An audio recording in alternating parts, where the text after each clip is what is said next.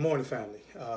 I don't know how this is going to turn out, but at the same time, I shouldn't even be on my mind. Woke up very early this morning after prayer, meditation, and I didn't walk through, but I drove through Baltimore yesterday. Then I went and walked at the reservoir. They have a workout place. And as I said, my daughter started asking me questions about the lifestyles that she's seen in the city of Baltimore. And I let her know that I grew up in a place called Pittsburgh, that the same lifestyle actually pervades also. And it's the lifestyle of what? Hopelessness. We try to call it drug addiction. We try to call it promiscuity, which is, young men and young women, men and women, just out there sleeping with any and every one. I want to share something with you today. You are not born with the disease of alcoholism. You are not born with the disease of being a heroin addict or a cocaine addict or a marijuana addict or a sex addict. All these addictions come from one thing: hopelessness, abandonment, forms of abuse, which can be physical abuse, which can be abandonment is abuse, neglect is abuse. Your mouth always beating down on your child or your significant other is abuse. And through this abuse, we try to find comfort. And we have been taught in our culture that the first comfort that we go to is the church. So a lot of us try to find comfort in the church, not a solution, but comfort. And I believe that most of our places of worship that are not the church, because we're the church, our place of worship, are not ready to find, are not ready and equipped to do what's needed to be done to help heal the healing process. Because we're told just to pray about it, just to fast about it, just go to the throne of God about it. I'm asking each and every brother and sister that is in Christ, that is in their right mind, to understand this. You must confront the issue. The issue is, yes, your father wasn't there.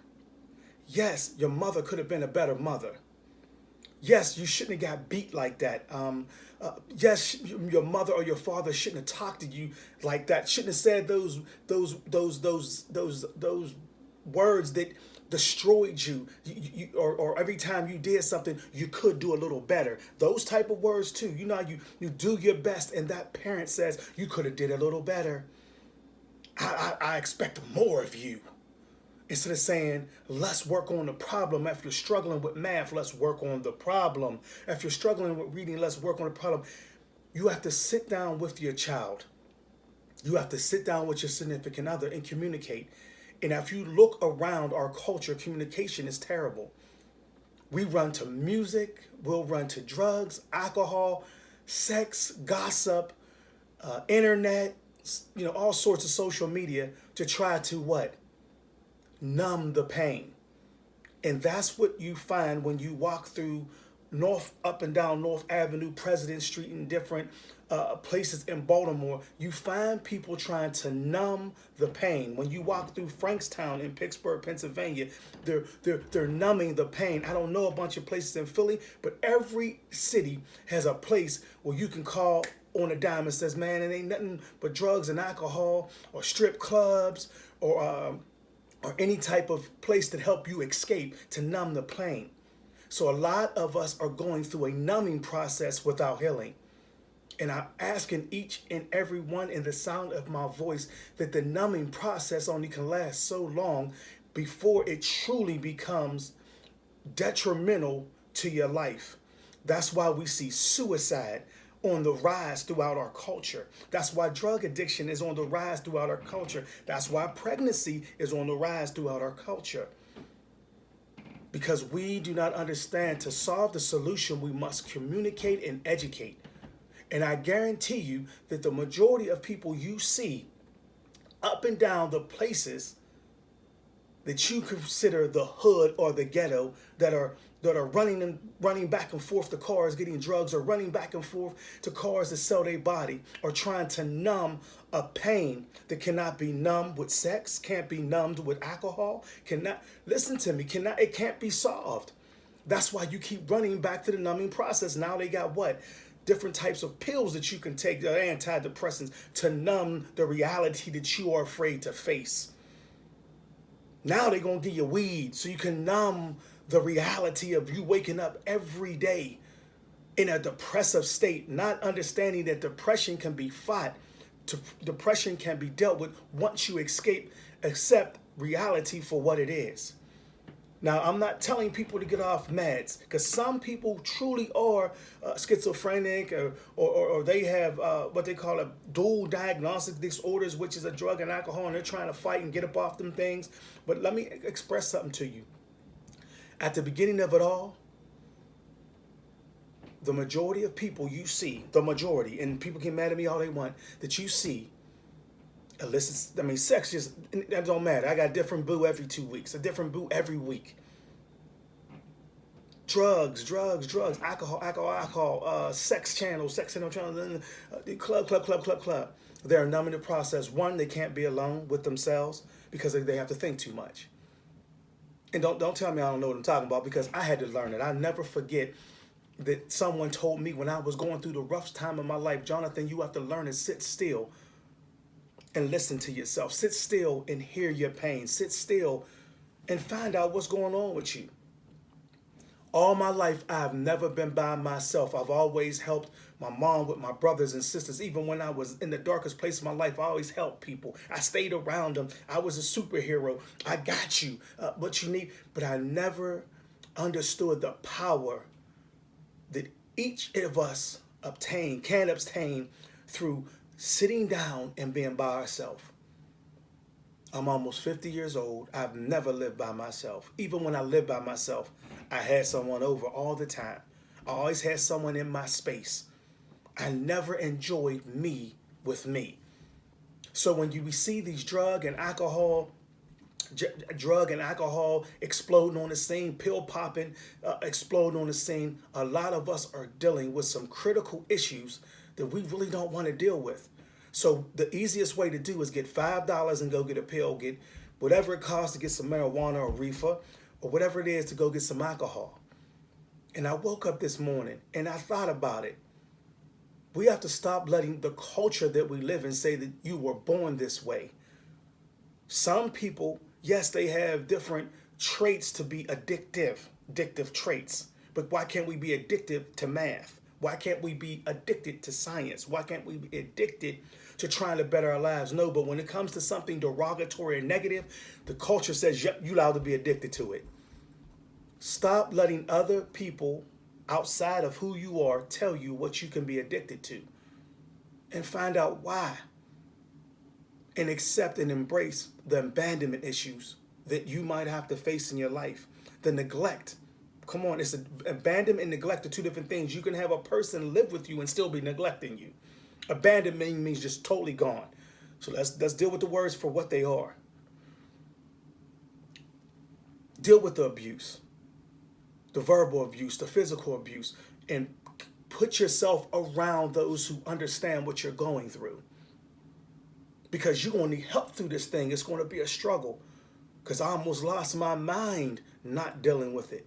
I almost lost my life, my children, my culture awareness by not wanting to sit still and say, man, I'm living messed up. I'm living foul. So I ask each and every one of you this morning to understand that what you see outside of your doors, when you walk down to those different streets and see people roaming like zombies, stop praying for them and find a solution for them. Just go and speak to them. Or find a way to start combating these clinics, methadone clinics. They're saying they're trying to heal your neighborhood, and all they're doing is switching one drug that's more addictive than heroin for another drug. Methadone is addictive. Now the government is saying, look, we're going to give you reefer or marijuana, and we're going to grow it ourselves. And no one is like, whoa, this is crazy. No, I can't wait to get my marijuana card, my reefer card. Because if you can numb and dummy down a society, you can control them. Stop letting outside forces control you. And face the facts that You were abused. You were neglected. Things in your life should have been better. But you can have a good life.